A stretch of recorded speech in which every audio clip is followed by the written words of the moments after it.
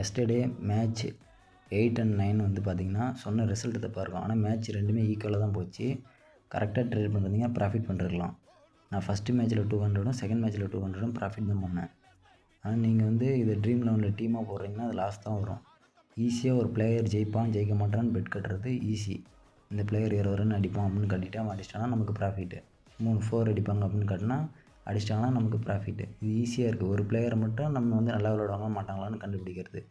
நீங்கள் 11 பேரையும் ரைட்டாக போடணுங்கிறது ரொம்ப கஷ்டம். இது ஈஸியாக இருக்கும். அதனால நான் இதை ட்ரை பண்ணுறேன். நீங்கள் வந்து ட்ரீம் லோன் இந்த மாதிரி இதெல்லாம் போட்டிங்கன்னா லாஸ் வந்துதுன்னா அது எனக்கு தெரியாது. அதனால் உங்கள் காசை நீங்கள் தான் பார்த்து சேஃபாக விளாடணும். நான் சொல்கிறது வந்து இந்த பெட்டிங் சிஸ்டம் எப்படி ரன் ஆகுதோ அதுக்கேற்ற மாரி ப்ரிடிக்ஷன் சொல்கிறேன்.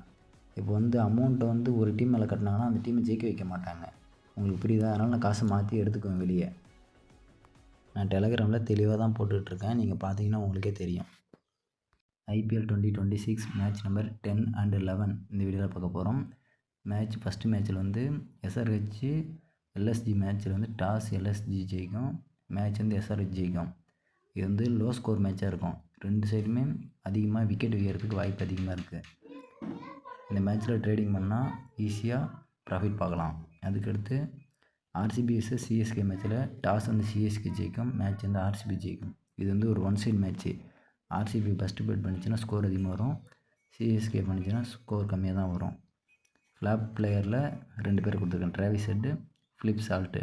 டெலகிராம் லிங்க்கு கொடுத்துருக்கேன், ஜாயின் பண்ணிக்கோங்க.